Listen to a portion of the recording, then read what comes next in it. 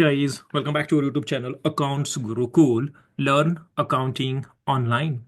So today we are here with one more content, and in this we are going to discuss about P2P top 15 accounts payable interview questions and answers for 2025 P2P tips inside. So we are going to discuss here the top 15 accounts payable interview questions with answers, and that's going to be the more uh, asked and asking in 2025. And in addition to that, some P2P tips inside how you have to prepare for an interview. That's also we are going to discuss the 10 P2P tips what we have who are looking to join towards accounts payable, then how you have to do the preparation for that. In addition to request all the viewers to be a part of our membership to get an exclusive benefits from there.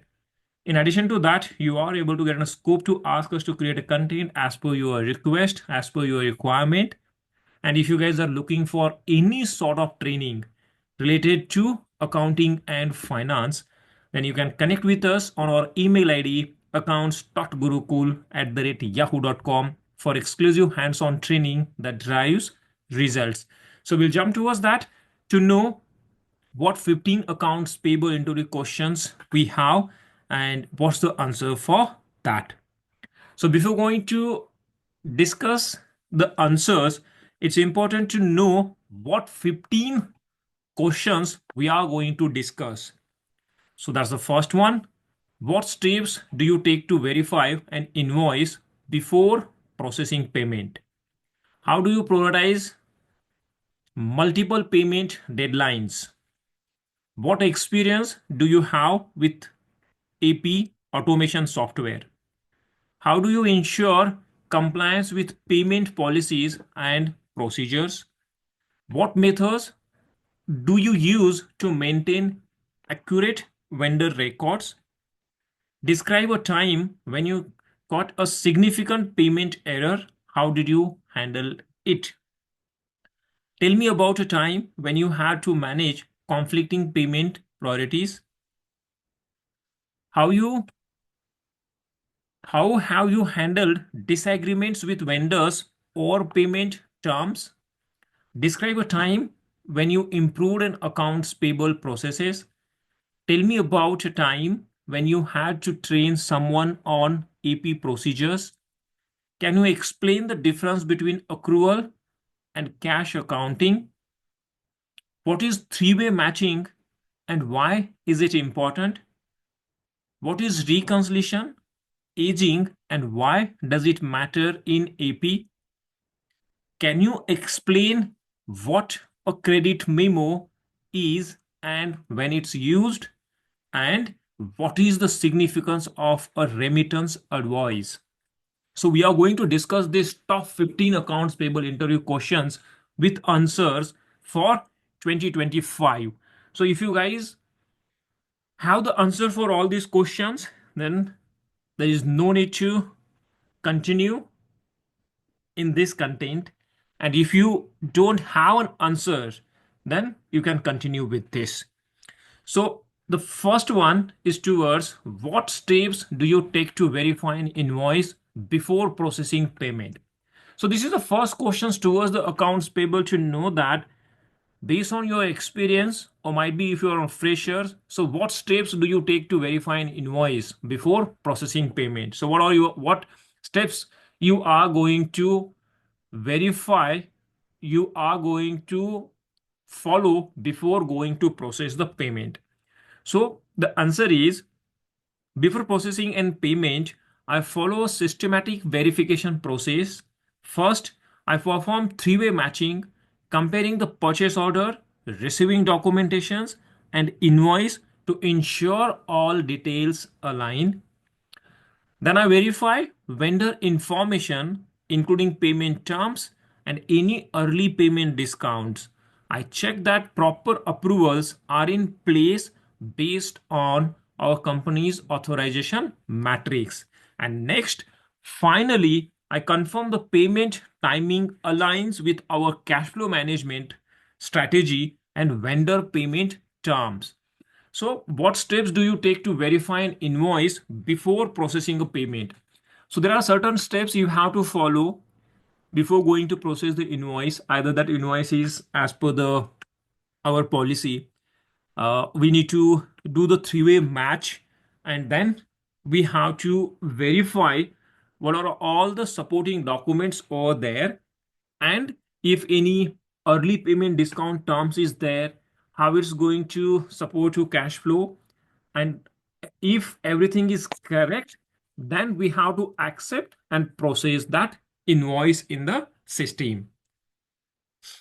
Next is towards how do you prioritize multiple payment deadlines.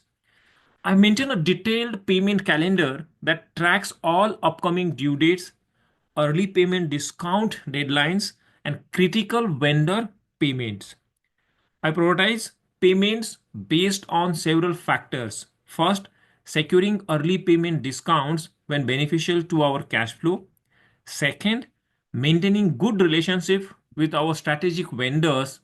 And the third, ensuring all standard payment terms are met. And next, I use our AP automation software to set reminders and track these deadlines systematically. The question here is that how do you prioritize multiple payment deadlines?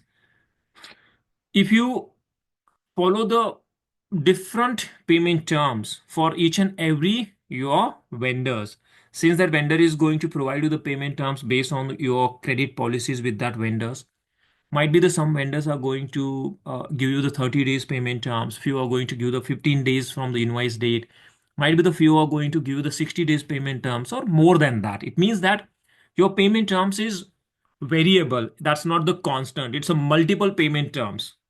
Then how we have to give the priority towards that. So we have to maintain the tracker. We have to set the reminders from the system to our accounts payable team. And that's a feature is available in ERP.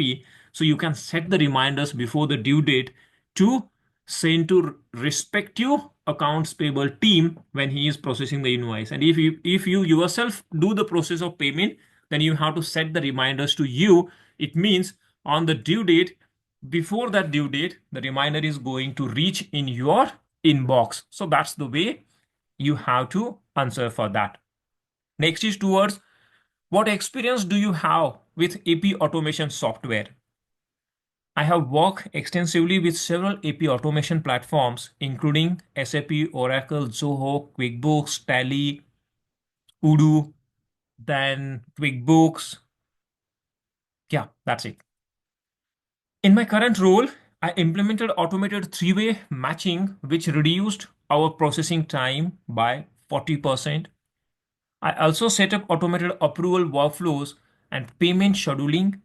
I'm always eager to learn new systems and find ways to maximize automation capabilities to improve efficiency. So what experience do you have with AP automation software? If you are experienced person and do you have the experience, then you have to explain, and if you don't have, then you have to say no, I don't have any experience about implementations of AP automation software. Next is towards how do you ensure compliance with payment policies and procedures? Then how you're going to give the answer for this? I maintain a detailed checklist of our payment policy requirements and review it regularly. For each transaction, I verify proper authorization levels are met, supporting documentation is complete, and separation of duties is maintained. I participate in regular training sessions about policy updates and maintain open communications with our compliance team. When questions arise, I consult our policy documentation or seek clarifications from appropriate stakeholders. So, how do you ensure compliance with payment policies and procedures? For that, you have to regularly follow your payment policy. You have to check with your compliance team if any updates are there, and you have to follow your own DEX processes. And if anything is new, then you have to seek the clarifications from appropriate stakeholders. Next is towards what methods do you use to maintain accurate vendor records? I conduct quarterly reviews of our vendor master file to ensure all information remains current. This includes verifying tax information, banking details, contact informations, and payment terms. I maintain a log of all vendor changes requiring proper documentations and authorizations for any updates. And for new vendors, I follow our onboarding checklist to ensure we capture all necessary informations and documentation from the start. So that's the way you have to give the answers. What methods do you use to maintain accurate vendor records? And these questions are going to be the important from the accounts payable, since if the any of your vendors payment terms has been changed and you don't have an idea about that, you haven't updated that into the systems, you miss the email. So payment is going to hit to his old account. Might be that's not in the systems, that's not the active. Then again, it's going to create a issues for that. So considering it's important to know that which methods and what methods do you use to maintain accurate vendor records. Next is towards describe a time when you got a significant payment error. How did you handle it? Last year, I discovered we had been double paying a vendor because they were submitting invoices under two slightly different company names. I immediately documented the error, calculated the total overpayment and escalated to it my supervisor. I then worked directly with the vendor's accounting team to arrange repayment and set up a credit against future invoices. So describe a time when you identified a significant payment error. How did you handle it? You have to give this based on your experience and you have to prove what was the reason for that error and how you improved that. That's also is going to the important one, because to prevent similar issues, I implemented a new vendor naming convention in our system and added a duplicate payment check to our verification process. If you identified some issues, then how you prevented that, that's not going to repeat in the future. That's also the important one. So you have to add that also when you are giving the answer. Next is to us, tell me about a time when you had to manage conflicting payment priorities. During our busiest season, we had several major vendors that required payment on the same day, but we had cash flow constraints. I analyzed each vendor's payment history, strategic importance, and early payment discount terms. I reach out to each vendor proactively, negotiating extended terms with some while prioritizing the ones that offer significant early payment discounts. So tell me about a time when you had to manage conflicting payment priorities. And when we have to do is that priority we have to manage based on our cash flow. If we have the cash flow constraint, then how we manage that. That's also we need to explain based on the certain experience. And this approach maintain a good vendor relationship while optimizing our cash positions. So you have to inform that. Next is towards how have you handled disagreements with vendors or payment terms? When a key supplier disputed our standard 45-day payment terms, I scheduled a meeting to understand their concerns. I discovered they were experiencing cash flow challenges due to expansion. I proposed a solution in which we would pay certain invoices on 30-day terms in exchange for improved bulk pricing. This compromise benefited both parties and actually strengthened our relationship. So how you handled disagreement with vendors over payments? Might be the certain times when we have the standard 45 days payment terms or 30 payment terms, but our vendors is asking to reduce that payment terms and you not ready to accept that. Then how you are going to handle that situations, how you ensure to protect the interest of the vendors as well as our organizations. So that we have to demonstration through our answer. Describe a time when you approved an accounts payable processes. I noticed our team was spending excessive time manually coding recurring invoices and processing payments. I analyzed our vendor data and identified the top 20 vendors with consistent monthly charges. I then implemented automated coding rules in our AP system for these vendors, reducing data entry and time processing invoices by 60% and virtually eliminating coding errors. This allowed our team to focus on more strategic tasks. Describe a time when you improved an accounts payable processes. This is the one I have added here the answers, but you have to give the based on your experience how you improved an accounts payable processes based on your issues, what you have observed. Tell me about time when you had to train someone on AP procedures. When onboarding a new team member, I created a comprehensive training guide that broke down our AP processes into clear, manageable steps. I combined hands-on training with documentation, walking through each process together and making sure they had plenty of opportunities to ask any questions they might have. I then had them process transactions under my supervision, gradually increasing their independence. After 2 weeks, they were confidently handling routine transactions independently. So tell me about time when you had to train someone on AP processes. So you have to do your experience, how you trained someone on AP processes. Next is towards, can you explain the difference between accrual and cash accounting? Accrual accounting records transactions when they occur, regardless of when cash changes hands. For example, we record an expenses in our accounting software when we receive an invoice. Even if we haven't paid it yet, cash accounting, on the other hand, only records transactions when money actually changes hands. Most larger business use accrual accounting, which provides a more accurate picture of financial obligations and business performance over time. Can you explain the difference between accrual and cash accounting?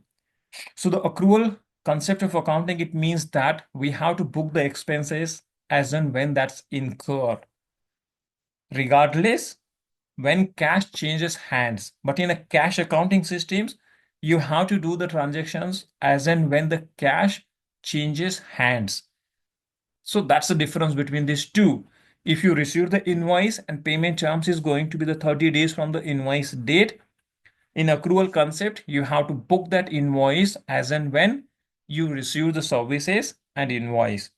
But in cash based accounting systems, you are going to record that invoice as and when actually the cash is changes hands. So that's the difference between the accrual concept, accrual based accounting system and cash basis accounting system. Next is towards, what is three-way matching and why is it important?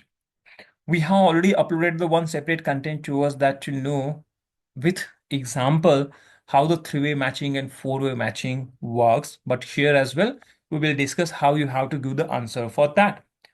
Three-way matching is a control process that compares three documents. That's the first, purchase order, receiving report, and vendor invoice. So that's going to be says that when you are processing the invoice, you have to ensure that all this three-way match is in place. It means all the three documents align with each others on a same page. That's going to says that whatever amount is mentioned in your purchase orders quantity, that's the same need to match with your GRN receiving report. It means that's a GRN, goods receipt note, and then vendor invoice, that all three docs need to be on a same page. Then only you are going to process that invoice.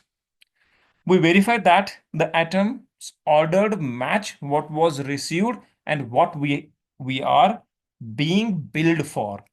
This process helps prevent errors and potentially fraud by ensuring we only pay for authorized purchases that we have actually received and at the agreed upon price. So that's going to be the three-way matching concept in accounts payable, and that's important one. What is reconciliation, aging, and why does it matter in accounts payable? Reconciliation aging is a method of categorizing categorizing unpaid invoices based on how long they have been outstanding. Typically, in 30 days increments like current 30 to 60 days, 60 to 90 days, and or 90 days. This helps us to prioritize payment, identify potential issues with specific vendors or approval processes, and maintain accurate financial records. Regular review of aging reports helps prevent late payments, maintain vendor relationship, and ensure we are taking advantage of early payment discounts when available. So what is reconciliation, aging, and why does it matter in accounts payable? So we are able to know from the aging reports either that invoice is overdue and park more than 60 days, 90 days, then we have to do the priority towards that payment, looking towards the aging report, and need to ensure that we are paying the invoices on time. That's going to be one of the great advantage to have a good vendor relationship, and it's easy for us to prevent any late payment charges and to ensure we are taking advantage of early payment discounts whenever that's available. Next is towards, can you explain what a credit memo is and when it's used? A credit memo is a document issued by a vendor that reduces the amount we owe them. It might be issued for returned goods, pricing corrections, or damaged items. When we receive a credit memo, we match it to the original invoice and either apply it to future payments to that vendor or request a refund, processing it promptly to maintain accurate vendor balances. So, can you explain what a credit memo is and when it's used? So, if we have purchased something from our vendor, so our entry is going to be that respect to expenses account debit to your vendor account is credit, or that inventory account debit to your vendor account credit. And when you are giving the credit memo to your vendor, so you are going to, it means when the credit memo is the document issued by a vendor, if the credit memo is issued by the vendor, it means that's going to be the debit memo for us. It means in our books of account, if any goods is returned, we have returned the goods to our vendor. So how it's going to be the work is that we have to debit to vendors and credit to our inventory or credit to our expenses. It means we are debiting to the vendor. So that's a debit note for us. So whenever we have the credit memo, that credit memo is for that credit memo, there are certain reasons and why that credit memo is there. Based on that, we need to take the actions on that. Next is towards what is the significance of a remittance advice? This is the last questions out of that 15. A remittance invoice is a document we send to vendors with their payment that details exactly what we are paying for. It lists the invoice numbers, dates, and amounts included in the payment, as well as many credits or adjustments applied. This helps vendor properly apply the payment to their receivables and prevents confusions or payment application errors, maintaining clear payment records and good vendor relationship. So what is the significance of the remittance advice? The remittance advice is going to be the one of the biggest advantage, and that's the importance towards the accounts payable processes. If we are processing the payments in the bulk and he is our recurring vendors, then he himself is not able to know that this payment is received against which invoices, need to apply against which open invoices, if any deductions were there, if any credit or adjustments applied, then how the amount is received the less. So it's going to create a confusion at our vendors end. So it's always advisable to share the remittance advice, what we have paid, how many invoices we added, if any deductions are there, and what's the net payable amount. Then based on that, your vendors is able to do the respective invoice applications in the systems. And if he has any query, then he will get back to you and ask the questions on that. So this payment advice, remittance advice is one of the important concept towards accounts payable. So that's the top 15 questions is related to accounts payable for 2025 with answers. Now Tips to help you answer accounts payable related interview questions. So 10 tips we are going to discuss here. That's the first one. Prepare specific examples from your experience. So if you see all out of from that 15 questions, most of the questions is essential for you to give the answers based on your experience. So you have to, and what we had discussed, that's the one of the example. That's one of the way to answer for that. But might be the situation is different from your end. Based on your experience, what you work in industry, from that profile, you have to give the examples that's related to your experience. Next, focus on accuracy and efficiency equally. This is important. So you have to do the focus towards the accuracy and efficiency. Highlight your experience with automations. Now the lots of automation is going on. So you have to highlight your experience with automation. Demonstrate your communication skills. So you have to demonstrate how you do the communication to the interdepartment vendors and how you are good for doing the collaborations with the other teams. Quantify your achievements.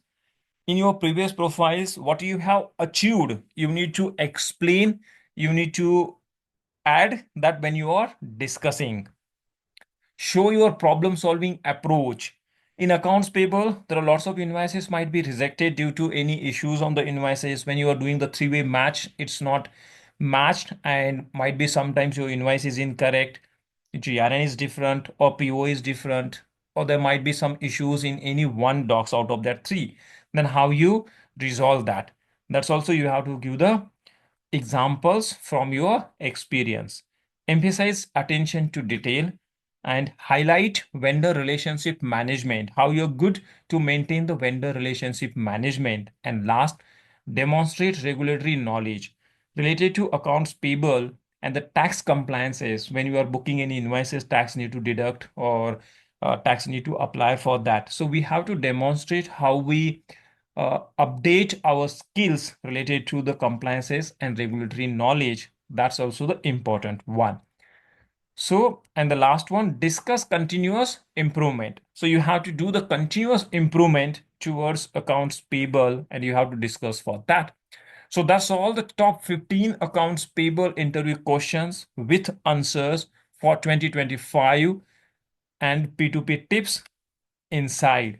Thanks, guys, for being with us. Request all the viewers to be a part of our membership to get an exclusive benefits from there.